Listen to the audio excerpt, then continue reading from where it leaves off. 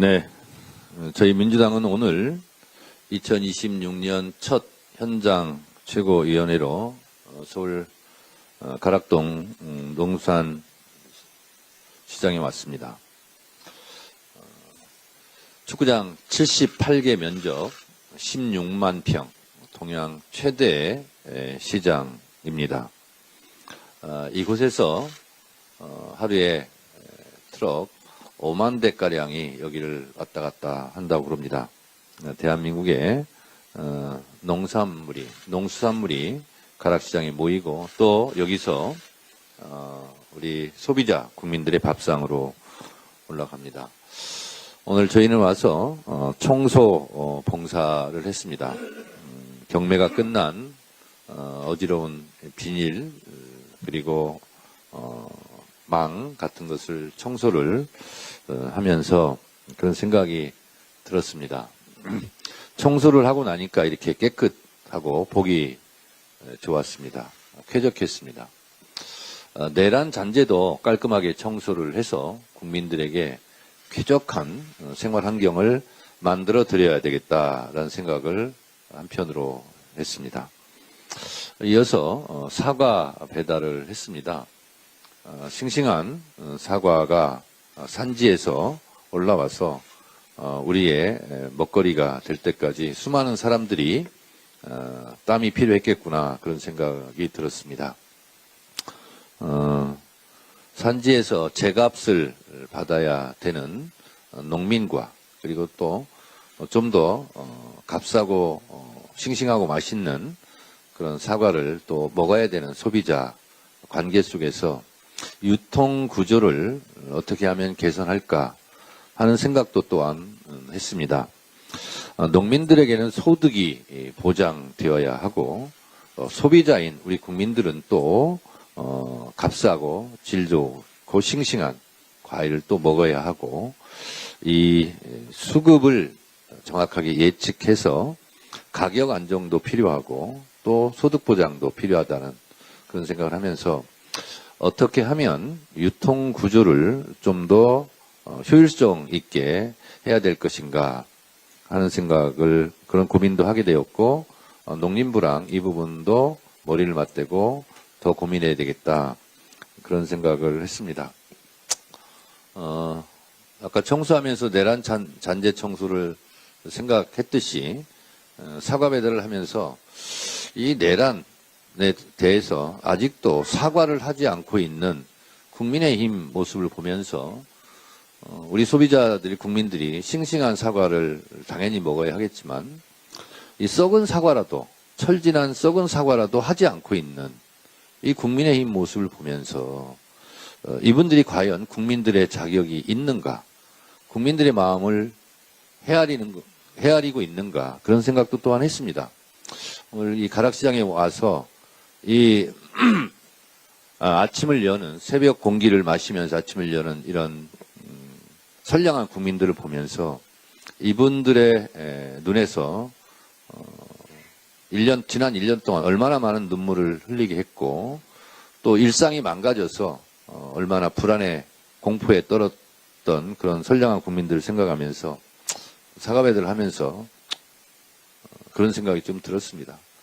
이제는 철진한 썩은 사과라도 좋으니 제발 당신들의 입에서 비상계엄 내란에 대해서 정말 죄송합니다 라는 말 한마디를 듣고 싶습니다. 국민의힘에서 사과를 할지 말지 계속 고민한다는데 뭘 그걸 고민합니까? 당연히 해야 될 일은 하시기 바랍니다. 박지원 최고가 오늘 시진핑 주석과 이재명 대통령 간에 바둑 교류를 얘기를 했습니다. 제가 17대 초선 때 노무현 대통령과 후진타오 주석이 정상회담을 하고 한중 문화교류의 종목으로 e스포츠를 선택했었습니다. 그 일환으로 제가 베이징에 가서 e스포츠 대회를 같이 한 적이 있습니다. 생각해 보면 그 당시 노무현 대통령과 후진타오 주석 간의 정상회담 정상적이었습니다. 그런데 그 이후로 수많은 우여곡절과 극단적인 윤석열 정권의 한중 외교의 단절이라고 말할 정도로 교류가 끊겼던 그런 상태였습니다. 이것을 관계를 복원하고 전략적 파트너로 다시 정상화시키는데 지난 3년간이 얼마나 아까운 허송 세월이었나 그런 생각이 들었습니다.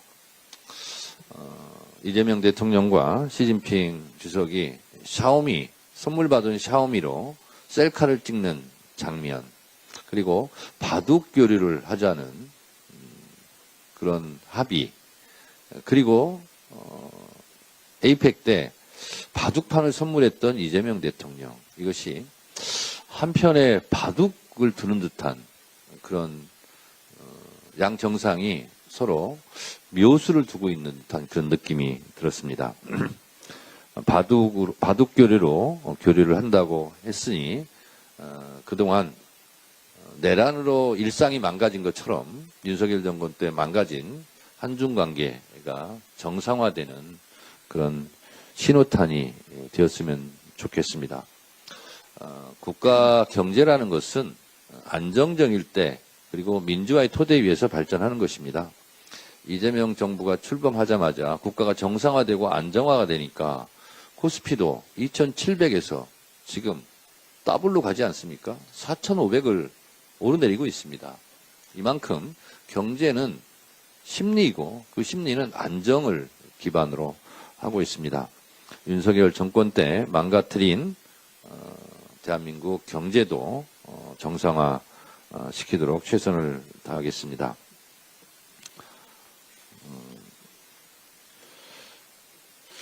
어제 내란 전담 재판부법이 드디어 공포 시행되었습니다.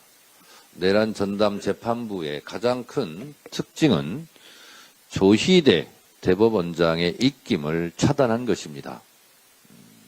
서울고등법원, 서울지방법원 판사회의에서 내란 전담 재판부 판사의 기준을 정하고 그 기준대로 사무전담위원회로 보내면 사무전담위원회에서 내란 전담 재판부 판사를 결정하면 서울고법이나 서울중앙지법이 법원장이 도장을 찍으면 내란 전담 재판부가 곧바로 출범하게 됩니다. 원래 원안보다 상당히 전진된 개선된 조항입니다. 조희대 대법원장의 입김을 최소화시키는 내란 전담부가 이제 시행되게 되었습니다. 더 이상 침대 축구 하듯이 가족 오락관 하듯이 경박하게 경박하게 재판을 진행하면서 국민의 염장을 일렀던 지기현 판사 같은 경우는 다시는 안 보길 바랍니다.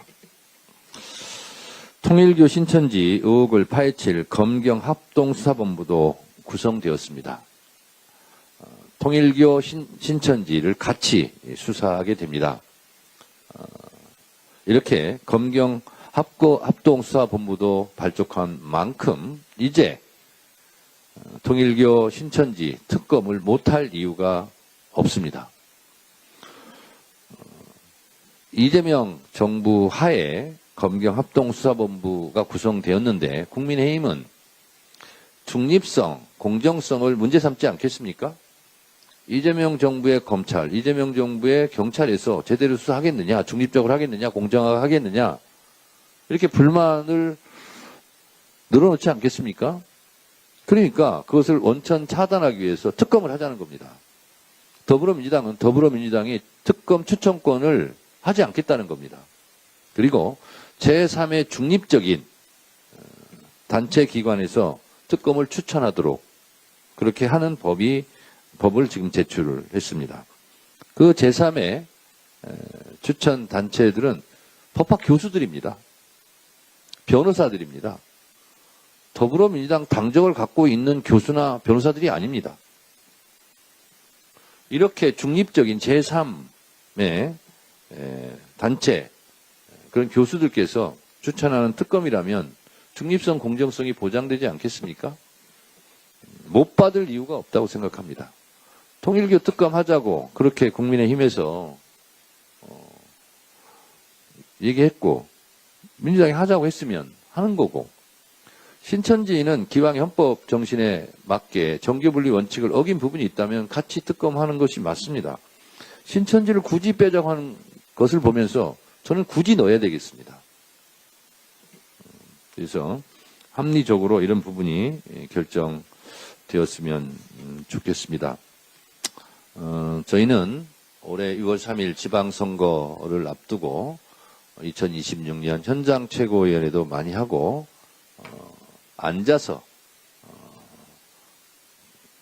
탁상 공론하는 그런 의미 없는 그런 회의를 지향하고 앞으로는 민생 속으로 현장 속으로 그리고 민생의 생생한 목소리를 들어서 정책에 반영하고 공약을 해서 국민들에게 흡족할 수 있도록 그런 피부에 와닿는 그런 정책 행보를 앞으로 하도록 하겠습니다.